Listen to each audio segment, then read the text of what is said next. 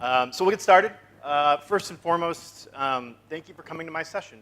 I know you had a lot of options for your 10:30 session, and we appreciate you choosing ours.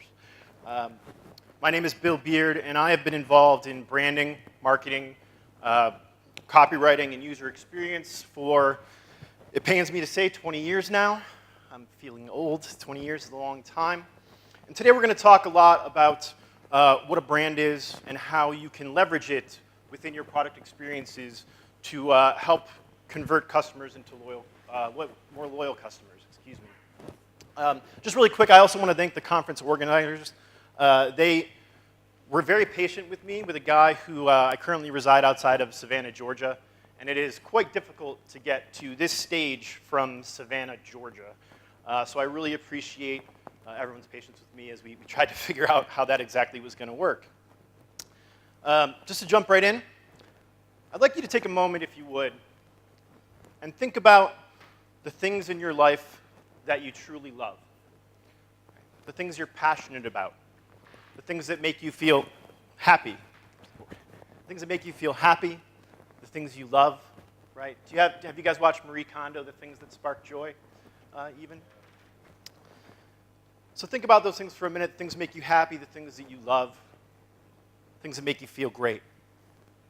So right away you probably thought of family, right? The people in your life, the people that you love, people that you care about, people who make you feel fantastic, cared for, and the people that also you make feel loved and cared for, right?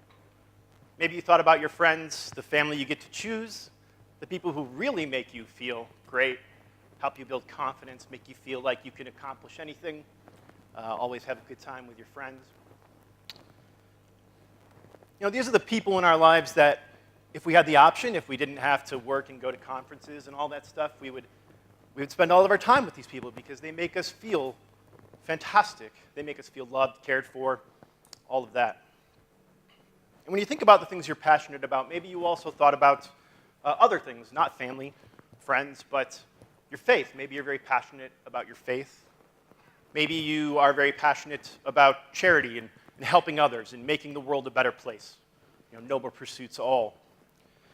Maybe you're very passionate about politics and policy and how we implement policy and how we make changes within our countries, hopefully to also make the world a better place.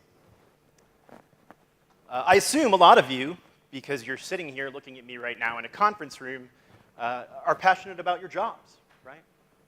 Maybe passionate about your work, maybe not so much your job, but I won't throw stones at that. Passionate about your work. You love what you do. You love making amazing experiences and products for everybody. And that's great, and I'm glad you're here. And that shows me that you are passionate about that. Maybe you're more artistic, right? I was a musician for a while, although not a very good one, which is why I'm standing here instead of on a different type of stage. But I was very passionate about music, still am. You know, that song that you hear that really stirs the soul, that makes you feel alive, you know, brings up a moment of nostalgia from when you were a kid or whatever. Just music is very passionate. I'm sure we have some designers or people who are more aesthetically oriented in the audience. Maybe you're exceptionally passionate about art. A day at a museum is your favorite place to be, a walk through there to see what beauty is. 2 for 1 on this slide, maybe you're patriotic, right? You love your country. I love my country despite its current state of being a hot mess. I also love sports. This is a sporting event I went to many years ago. Big sports fan. Anybody who wants to teach me about cricket, I would love to hear because I have no idea what's going on, but I'll watch any sports. That's great. So maybe you're passionate about those types of things. But why? Why do we care about that stuff? Why do we care about family? Why do we care about art and music and sports and all of this stuff? What makes us care about that kind of thing? And the reason is that human beings, we love to feel, right? We love emotion. Not only do we crave the obvious things that we need to survive, food, water, shelter, but we love emotion. We crave emotion. We search for it everywhere we go because these are the things that make us feel alive, right? It's not just about survival at this stage. It's about feeling, emotion, passion, caring, making other people feel different things. It's a part of the quintessential human experience, feeling and emotion.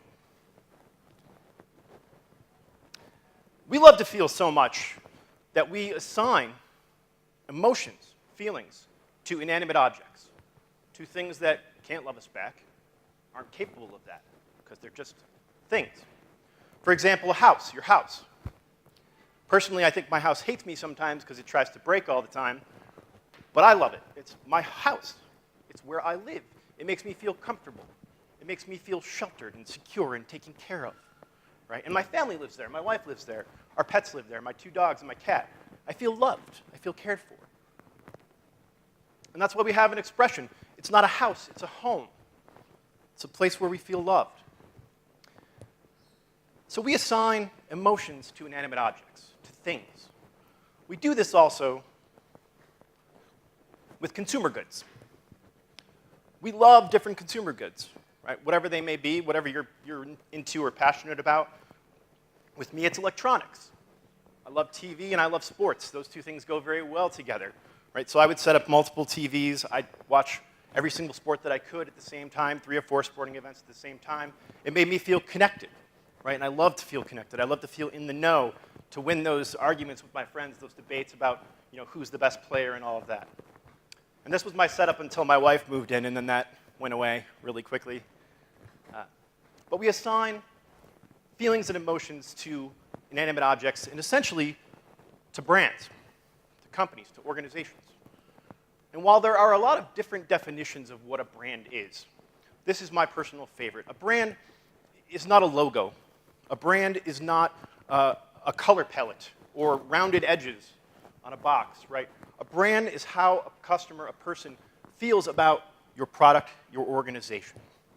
It's our job as organizations to influence customers, potential customers, prospects, into feeling a very specific way about our product and service. And the reason for that, as a writer, I like to be the one who said the clever thing in the clever way, but I guess I'll defer to one of the greatest American authors of all time, in this case, Maya Angelou, who said, "People will forget what you said, they will forget what you did, but they will never forget how you made them feel." And really, when we talk about branding, that's our goal. The goal of branding is to create an emotional association, and through repeated interaction, turn that emotional association into an emotional attachment. We have a term for this in psychology called fear of loss.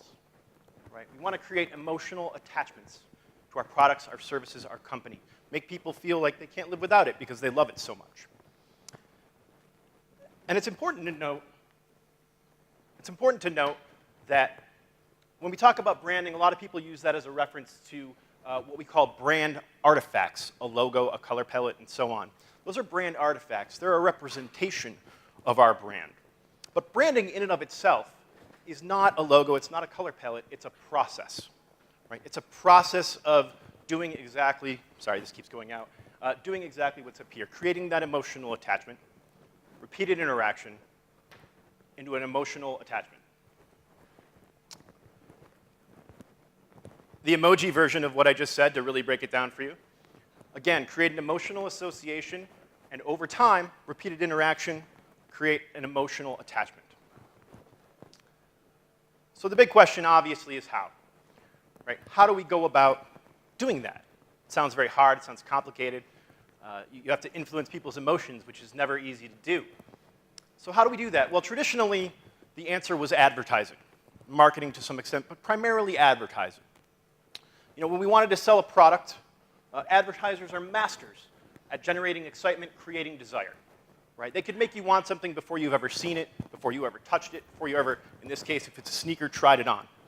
Right? When I was a teenager, the Air Jordan was the biggest sneaker on the planet. Never before had they associated an actual piece of apparel with an athlete. Michael Jordan was the first. And I was a basketball player. I know I don't really look it, but I was a basketball player, and I wanted the Air Jordan because I wanted to, as they said in the campaign, be like Mike.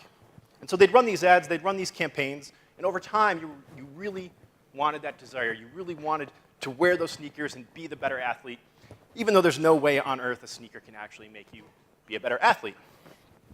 So we'd use advertising, we'd use campaigns traditionally to create that sort of emotional attachment. But the problem is the landscape has changed. Okay? The landscape with advertising has changed. We now have streaming services. It's much harder to get people's eyes on an ad. Netflix, Hulu, and so on. People aren't watching as much TV. Traditional advertising has definitely faded. I will not call it dead, because advertisers are nothing if very clever. So I won't call it dead, but I will say it's fading.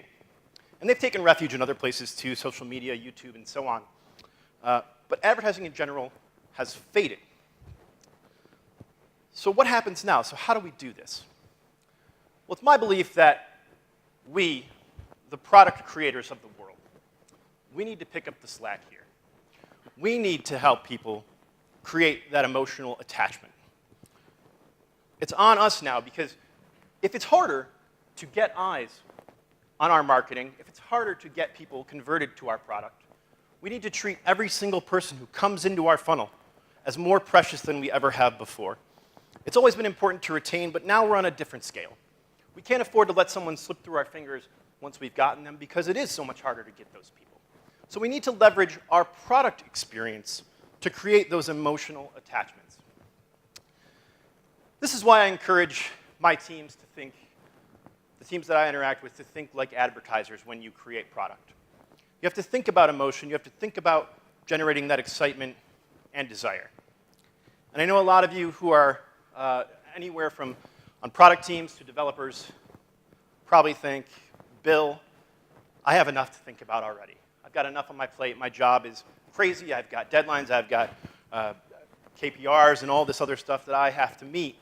I don't have time to think about brand, right?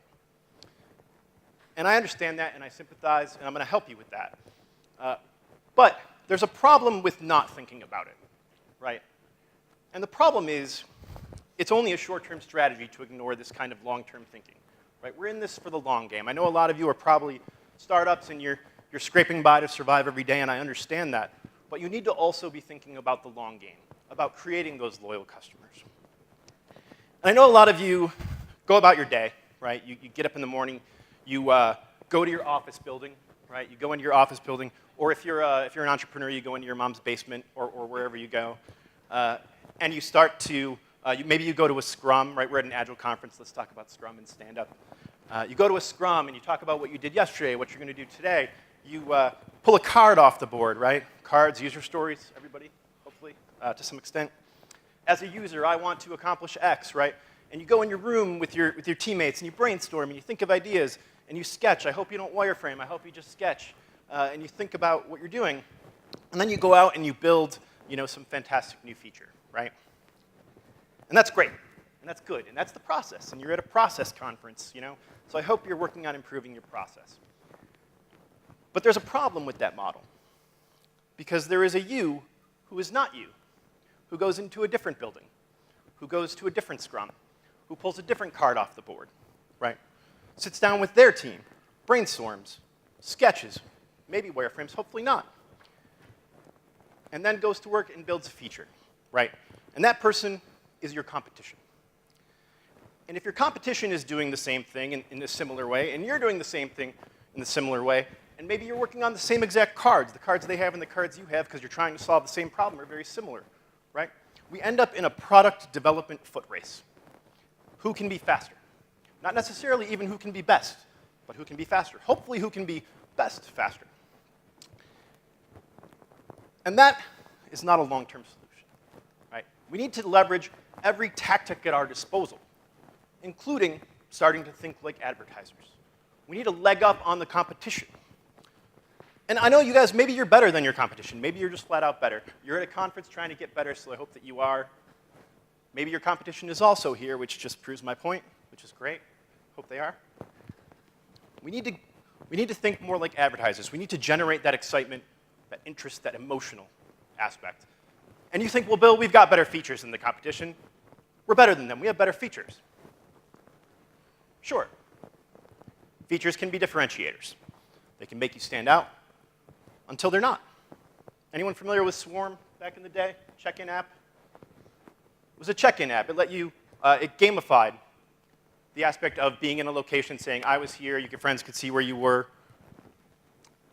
And it was great, and it was very popular until one day, the big boy in the room, Facebook said, well, we like that idea, but you're taking advertising revenue away from us. we're just going to build a little button right here, build that feature. And overnight, they rendered Swarm's main feature pretty much irrelevant, because when you have Facebook already, you're already engaged millions and millions of people with that platform. Why would I go use a separate app when I can do it right here? And now Swarm has still survived to their credit. Foursquare has still survived to their credit because they've pivoted a lot in a different direction. But it just illustrates features are incredibly hard to win with in the long run, right? That's a short-term success strategy. And just to be clear about where exactly I'm talking about in this funnel, this is a typical customer experience funnel. You know, you start with some sort of ad marketing aspect, maybe an ad on Instagram, where someone sees your ad, your very emotional, I hope, ad, leveraging the benefits, the emotional benefits, the logical benefits of your product. They go to your landing page where they see even more of that stuff. You know, here's why we're awesome. Here's why you're going to feel great when you use our product. And then we get into the actual product experience. And this is where typically brand goes to die, right? Because first off, these are managed by two different teams. There's a marketing team and there's a product team. And these two teams are given very, very different goals. The marketing team, our job is to get people into that funnel. We need to leverage traditional tactics, marketing tactics, advertising tactics, fear of loss, like we've talked about. Social proof, you know, getting, hey, a lot of people are using this, you should be using it too.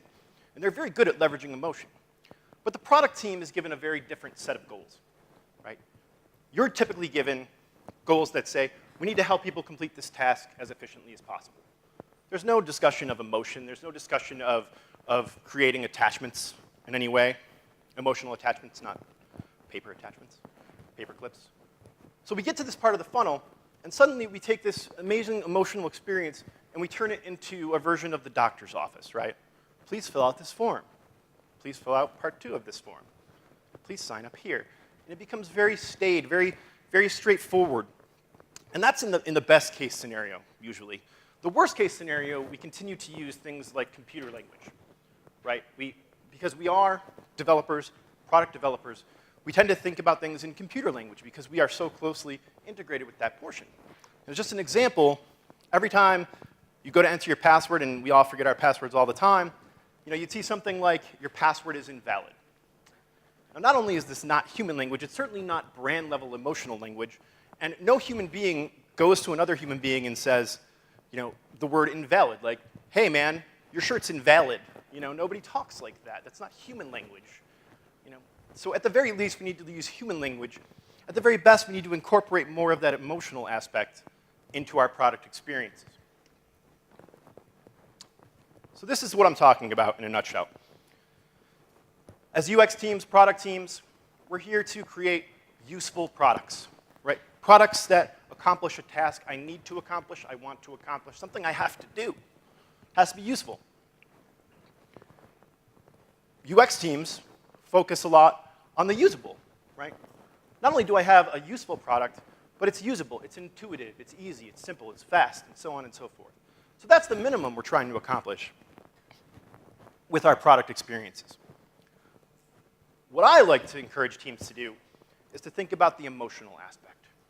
Not only focus on the user journey as they go through the process, but also the emotional journey. How do we connect with people on an emotional level to incorporate that branding process we talked about earlier? You are at an Agile conference, so I am sure you've heard this term mentioned quite a bit, minimum viable product. For those who don't know, minimum viable product is a process of creating the simplest thing, the easiest thing, the fastest version of your product so that you can get immediate feedback and go on to iteration 2, right? Incremental improvement iterations. And that's good. That's great. Grand. Awesome. Right? What I suggest, and I realize that if you're an entrepreneur and you're struggling and you're coding and designing yourself, I suggest desirable, and I understand that's a difficult thing to achieve. I suggest a minimum desirable product. That's the end result of the useful, the usable, and the emotional. Incorporating emotion makes products more desirable than just completing a task. Because you have to remember, most of the time when we're helping users complete tasks, they're things they don't want to do. They have to do them. right? Nobody wants to go online and pay bills, right? They have to do it. So it's our job to make people feel better about that and work towards that emotional attachment. And now I know a lot of you are thinking this is complicated. How do I think about brand? I don't have time to read a whole brand guidelines and understand what that all means. So I'll help you out with that. A few years ago, I was very fortunate to be involved with UCLA on a branding exercise. University of California, Los Angeles, for anyone who doesn't know, one of the best institutions we have in the country. And their hospitality team, which is the team that's responsible for everything from the dormitories and helping students find housing to study halls and providing computers and even cafeterias and such, places to eat. They had undergone what I will politely term organizational upheaval. Many, many layoffs and craziness and stuff like that, different leadership. So at the end of the day, they had these fractured teams. They had no idea really what the point of the hospitality team was. They didn't understand the larger message and how we get 5,000 people on this team to work together towards a coherent goal, right? So I did a branding workshop with the team, the core team, the marketing team mostly. We went about defining the brand, and we came up with this amazing set of guidelines for the brand. And then we sat down and said, you know, for the marketing team, this is very useful. And they can go forth and they can use this to spread the word. But for the average Joe on this team, the person, the secretary, the janitor, the person serving food in the cafeteria, they're never going to look at this. They don't care about brand guidelines and color palettes and things like that. It's not useful. But we still need to present a united front, a coherent message. So we developed this. This is something I call brand focus. It's a single, unique sentiment that everyone on the team can understand, right? A simple phrase, summing your brand guidelines down into one message. What is that emotion that we want to focus on? How do we want to make people feel? For UCLA's hospitality team, we realized that we had to be in conjunction with the university's mission, right? UCLA is a massive institution, very powerful mission, which is to shape the people who will shape the future, right? They're empowering students, they're making students smarter, educating them so that they go on and do the next big thing. They go on and become the next Anitas, you know? Just as an example. So what we decided is, what's the key role of the hospitality team in all of that? How do we help shape the students who shape the future when we're serving meals, you know? We're not teaching, we're serving meals. We're finding people a place to live. And what we realized is that we're the engine for these kids, for these students. What we need to do is empower them, right? So when I interact with the hospitality team, I feel empowered. Like I can go out and shape the future. And so we started spreading that message. Your job is to make students feel empowered, right? All the way through the cafeteria guys, secretaries, whoever. Whenever you interact with a student, try to make them feel empowered. And what we saw was a subtle shift in interactions, where before there would have been a very typical, how can I help you? Whenever interacting with a student, which is not a unique message, it's a basic core hospitality question. What we started to see was, what do you need today? What do you need today? What can I help you with that will give you the power to go out and do those things? What do you need today? That's a very, very powerful emotional shift. Whatever they needed, not just what we have here. If you need something that's not here, we'll get it for you. We'll make that happen. You need a faster computer, we'll get that for you. What do I need today? What do you need today? And so when you're working with your teams, try to figure out what this is and share it with your teams. Developers and the like, they don't have to read the whole brand guidelines. They just have to be cognizant of the emotional that we're trying to incorporate into our products and to create that emotional attachment. To give you an example of what this looks like in application. MailChimp, anyone ever heard of MailChimp? Yeah. Email marketing platform. Email marketing is really not exciting, right? Most people probably don't want to do it. Again, they have to do it for their business. It's tedious. Maybe you like creating the content, but doing mail merge lists and all that stuff is not fun. And MailChimp did a very good job of identifying this and saying, we need to make this enjoyable. We need to be different. We can't be like the Constant Contacts and all the other companies out there that just go through the motions. We got to be different. And so they said, when I use MailChimp, I feel like I'm having goofy fun. Well, I spam everyone. But goofy fun, right? And that's a different approach to email marketing. And they've incorporated this concept throughout their entire product experience. They have these very whimsical drawings, which I'm not even sure what's going on, but it's just very lighthearted. They have a guy measuring a snake over here when they talk about templates. I don't know what that's about, but it's just very lighthearted, and it reduces the friction of going through this process. They do a great job of incorporating it in their language. Confirm you're human. Since you've made it this far, we want to assume you're a real live human, but we need to be sure you're not a robot. In an earlier iteration, the monkey would pop up, and I know monkeys have a different meaning here. In the United States, they're very whimsical and funny to us for whatever reason. But the monkey would pop up and say either helpful advice or funny things like, "You're in the jungle, Ben!" Just crazy stuff that made you feel like, okay, this is a lot more fun. I'm actually having a good time while I do this. A company that is surprisingly good at this, that you wouldn't expect, is Google. No offense to anyone who's from Google in the audience.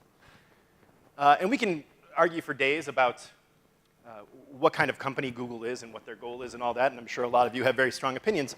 Let's just say, for the sake of this discussion, Google's an information company, right? And so if you're an information company and you want people to feel better about your product, what do? Well, you leverage that limitless supply of information. And that's how they came up with the Google Doodle. Very simple idea, very easily executed, where they would take historical information that they have all of it, and they would create these doodles, regionally based, celebrating artists and significant historical figures, and India Independence Day and things like that. And it makes you feel more informed, because it was maybe something you didn't know, and they did it in a pleasurable way, in an enjoyable way, and you're like, hey, maybe Google's not so bad. But Google was a company I would never expect to think like that, and they have been.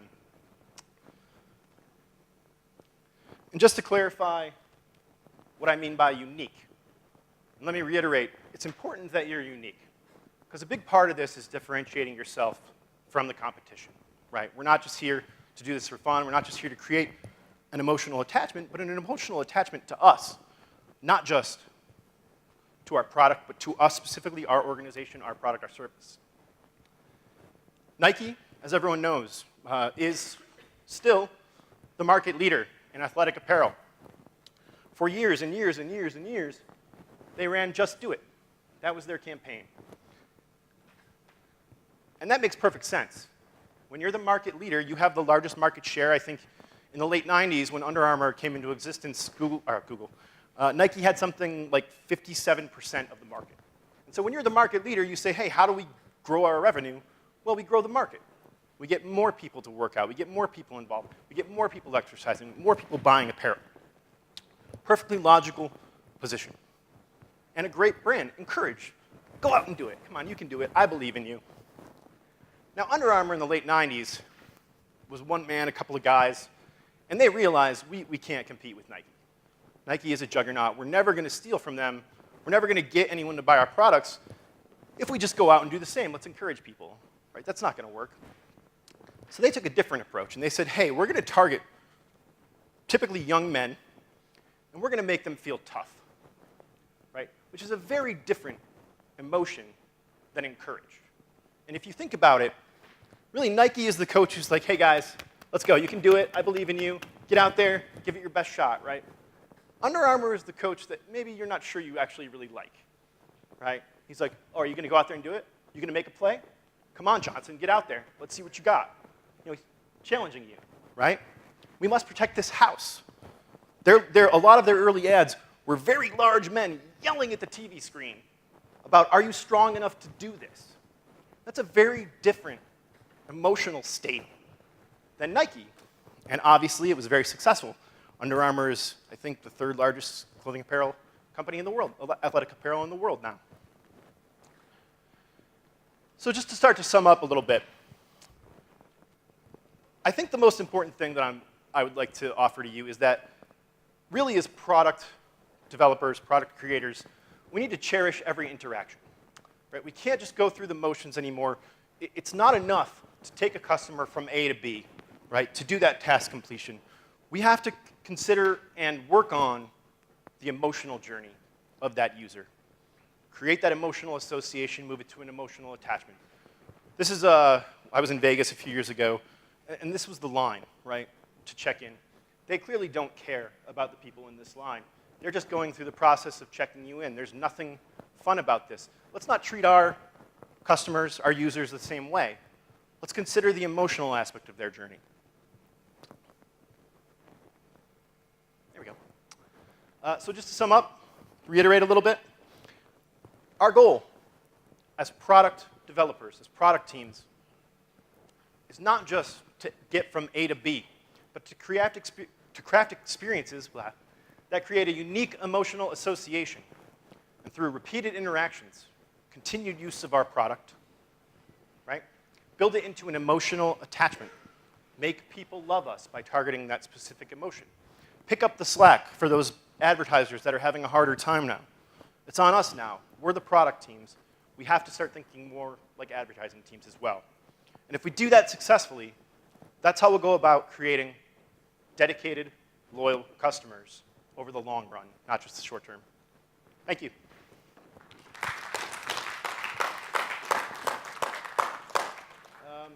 Do we have time for questions? Okay.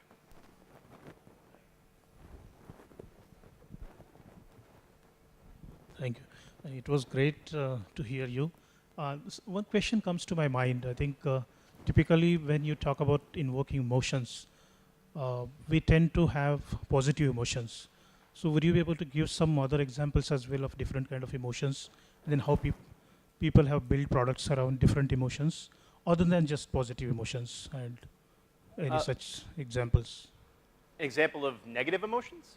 Yeah, other than positive emotions, for example. I think ideally we would never want to create negative emotions.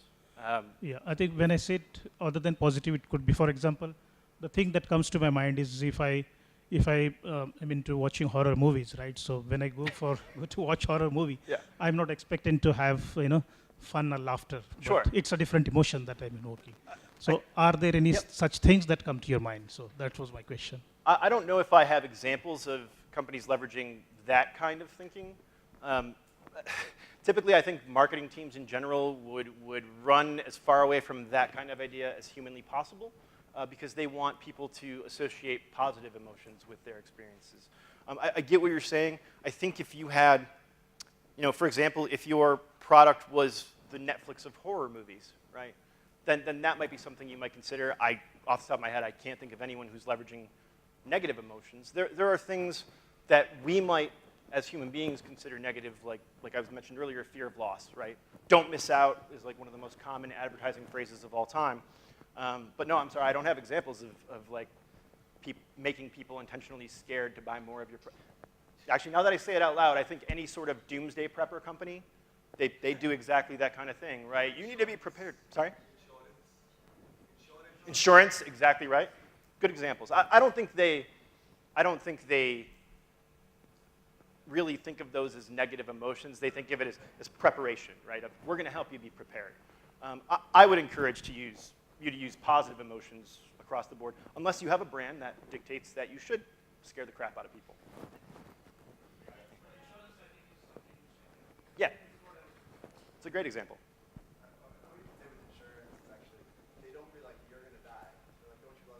Yeah, exactly. Yeah, yeah, that's a great point. So my question is actually, I lead engineering and product for an e-commerce company. Yeah. And and also head design nominally, but like. Nice. Yeah, well, kind of. That's not really what I do. So it's just sort of. But I'm good friends with our head of design. We talk a lot, and I read the Mailchimp blog post, the famous one, the talk from several years back, and he keeps referencing that. Mm-hmm. And that's a desire that we have to add more, more branding and more character to our experience. Sure. However, there's the Mailchimp example, and then there's Clippy.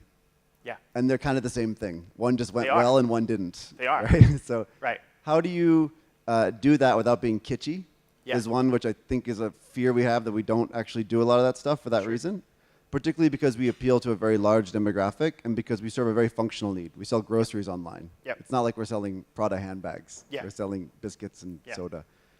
And so from an e-commerce perspective, we're very sort of, what's the word, like mass appeal sort of brands, very functional products. How would you recommend doing this in a way that doesn't alienate some users or come across as kitschy or waste people's time? Yeah. The very complicated answer is research and testing. Do a lot of research, test,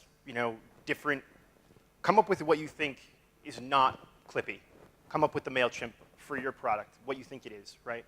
I will also biasly say hire good writers, hire people who are creative, and even people who have backgrounds in things like drama and script writing and things like that, maybe get some freelancers. But the core answer is testing and research and testing. Try to get a sense of what would appeal to the masses. Test very small portions of it. Say, okay, I think this is funny, but will Jeff, who's our persona, and Mary, who's a totally different persona, will they both think this is funny, right? And try to find those people and test to them. There's no easy answer. It's very difficult to do. I think it gets, like any brand, in any aspect of any brand, the more you start to widen that base and you start to appeal to a larger audience, it becomes very difficult to appeal to everybody and to have a unique brand at that point. That's why you see a lot of large organizations like the Amazons of the world. You don't really have any feel there, right? Because they're so large and they appeal to so many people. They would rather appeal to the masses than target a very specific emotion or so on. Is that helpful? Yeah, it does, but I'm curious. I thought of Amazon. Yeah. Are there any examples of companies that are similar to that do actually have some kind of take, have some personality? Amazon's a robot. If Amazon was at a party, no one would talk to Amazon. Sure, yeah. Yeah. And they have a lot of problems that I talked about too with computer language and things like that. Especially the farther down the funnel you start to dive when you need specific things from them, they get very much that way. What was it, Whole Foods? Yeah, yeah. And I think you can find, but again, is Whole Foods a mass company? They're appealing to a very set amount of people who are very health conscious, who have more than I can afford to go to this grocery store, right? So yeah, it gets very tough the larger you get. Have you come across any product which had introduced the emotional journey as an afterthought after it had failed in the market and later became successful? As an afterthought? Yeah. Off the top of my head, I can't think of anyone. I mean, I've worked with a few different brands where typically when I'm brought in to help a company with a brand, it's a much higher level and results in a completely new redesign, rebrand of their existing website. So it's hard for me to say, like, this was the exact part of the journey. I will say, I like that UCLA example. It's an offline version, but this does have the power to change how your teams think about it, right? And if one person on your team just says, hey guys, what if we think about this emotion when we go into this process? I think that is a long-term play and will eventually help you in the long run. Off the top of my head, people implementing this from where they were bad and now they're good at it, I can't even think of one off the top of my head, sorry. Most companies start out. Yeah. I would say most companies start out thinking this way, like the MailChimps of the world, right? And thank you. It's a very different example that comes to my mind. I think there are two movies from Indian context, one Bollywood movie and another Tollywood movie that I don't remember the names of the movies, but one of the movies, Amitabh Bachchan, I think you know, he's the superstar, Amitabh Bachchan, acting in Hindi film actor. One of the movies' end was changed just because I think people did not want to see that. He dying. And then similarly, in Tamil, one of the movies' end was changed just because Rajnikant was shown as dying. So that was something closer to what you're thinking. I don't know whether that helps. Actually, I do have, let me blow up my presentation for 1 second. I can answer that now that I think about it. Hopefully it shows this. Nope. So I thought of Microsoft, actually, as an example of this. How do I unhide this, unskip slide? So Microsoft for years marketed the Microsoft Pro, as a completely solely a business tool, right? And if you look at old iterations of their marketing page, you would see the Pro Microsoft Surface, the Surface, that's what I was thinking of.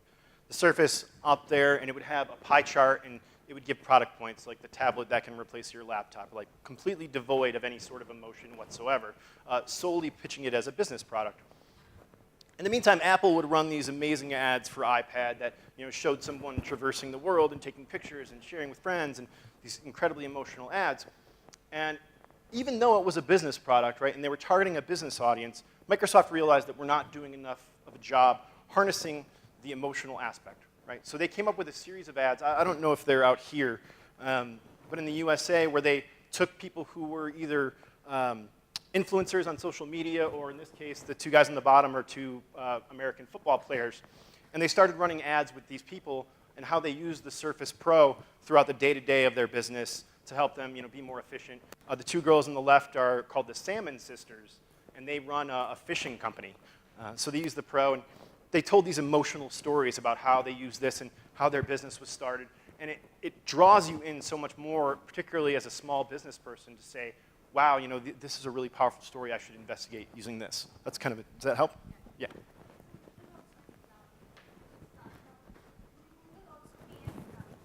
Google? Yeah, I had them earlier. Yeah, exactly. That's a good point. You answered, for me. Go ahead, sorry. I was in a rock band for too many years. I can't hear anything. So. Can I go ahead first? Oh, he's already, we'll come back to you. Mike with me. Hi. Hi. I work in a digital application or digital product space. Then we have a great company like Google, SuccessFactor, who spends considerable amount of time on the UX side of the story. One of the dilemma we face in my space is how much to spend on UX, user experience. Yeah. So how much to spend on UX part of the game. So is there any tips or practical guidelines? How do we make a judgment? How much to spend on UX side when we design a product? How much money to spend on your user experience? Yes. I am the wrong person to ask that question. I typically, being on the creative side, being a creative director, I'm told how much I get to spend on that kind of thing. I don't generally decide it. I'm sure there's people at this conference who can answer that way better than you can, way better than I could. I wouldn't even know where to start. I'm sorry. I don't have an answer to that question. I guess there was some. I wish I could decide my own budgets when I work with companies, but it's really not up to me. Thank you for that very interesting talk, Bill. Hold on one second. Always ask for more than they give you. That's what I'll say. Go ahead. And a considerable amount, 80-20 rule. Yeah. So I've worked across different products, and one challenge, I've been working as a product manager for close to 8 years now, and one challenge, and I've worked with MNCs and startups, both ends of the spectrum. One challenge that I have seen and I want to ask about is how do brands that have built some kind of an emotional connect with their users, when they have to pivot? Yeah. Now, how do they handle that set of users who already have an emotional connect, Sure. and when they have to pivot and rebrand themselves, how do they gauge the EQ of the new set of users that they're going to connect with? So there's two answers to that question. The first one is with those people who are already associated, who already have an attachment, who already know the brand really well, my answer would be to treat them with kid gloves. Be very gentle with them. Reach out to your existing users specifically and explain why you're changing and what's going on and why this is happening. Be very forthright and be very clear with them. And I think usually when you do, if they love your product and you're not doing something completely different than you were doing, they'll stick around and they'll at least give you a shot, right? If you completely change your product and there's always that moment of inertia when you're like, I love how this works. Why did they change it? This is terrible. That's going to happen, right? But I think they'll stay around. In terms of trying to draw in new users, this is the answer I give to half the questions I get. The answer is research and testing. Research the heck out of your new audience. Figure out what they want. Figure out what they need. Figure out what their emotional journey is. And then test it. Put it out there to that group, small batches, whatever you need to be statistically significant, and figure it out. There's no like, hey, here's what you do. You know, it's like all of user experience, right? It's all research and testing. If you're not research and testing, you're guessing. And guessing is okay, but it's not a long-term solution. Does that help? I guess we'll need to take the questions of the session Okay. now. I'm happy to hang Thanks a out lot, if Bill. anybody wants any more questions or anything. I'm happy to hang out for a bit. Thank you so much for coming. Thank you, Bill.